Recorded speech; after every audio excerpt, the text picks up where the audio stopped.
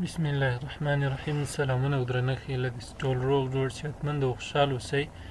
د تېرو درسونو په دوام باندې په پښتو ژبه او ادبیاتو مضمون کې موږ او تاسو له خیره سره نن نوم او د نوم ډولونه لولو.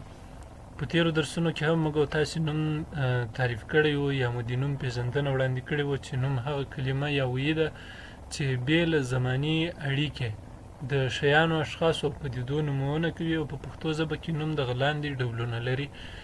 لومړی نوم چې د هغه عام نوم ده، هغه نوم ته ویل کېږي چې خاص نه وي بلکې ډولونه او ټولنې یا جمعیتونه او په لویو ډلو باندې، یعنې د هغه په منځ کې دننه نور ډیر نومونه شتون لري. مثلا لکه هیواد، ډیر هیوادونه دي.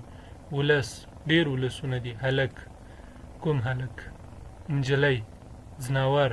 نو په دغه قسم باندې دا داسې نومونه دي چې په یو لوی ټولي باندې یا په د ډیرو جیونو دپاره، د ډیرو خلکو دپاره، د ډیرو پدیدو دپاره د کارېدو وړ دي. نو دې ته عام نوم ویل کېږي. خاص نوم هغه نوم ته ویل کېږي چې ځانګړی شخص، شی او یا پدیده نوموي. لکه افغانستان، د هیوادونو ترمنځ یو خاص هیواد یې ونوموه. کابل، د مکان یا د ځای ترمنځ یو خاص ځای یا د ولایتونو د افغانستان ترمنځ یو ولایت ونوموه. احمد، کریمه، د انسانانو ترمنځ یو مشخص کوي. او بل جمع نوم ده، هغه نوم ته ویل کېږي چې یوه ډله او ټوله یې نوموي. لکه ټولګی، لښکر، ګوند، قوم یا ټبر، رمه او په دې شکل باندې نور. جنس نوم هغه نوم ته ویل کېږي چې په نه شمېرېدونکي شیانو دلالت کوي. لکه غنم، جوار، تیل، بوره، غوړي او داسې نور.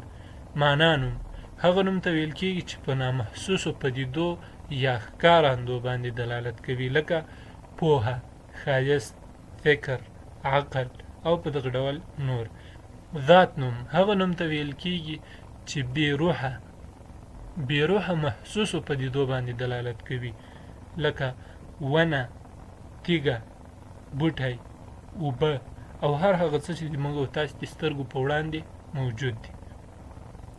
صوت نوم یا غږ نوم هغه نوم ته ویل کېږي چې د طبیعي یا مصنوعي اوازونو نومونه کوي. لکه شرهار، درزهار، ترپهار، سړن او یا په دې ډول باندې نور هغه نومونه د اوازونو چې هغه موږ او تاسو په همغه شکل باندې اورو او بیرته په الفاظو کې د وړاندې کولو کوشش کوو، نو دې ته اسم صوت یا غږ نوم ویل کېږي.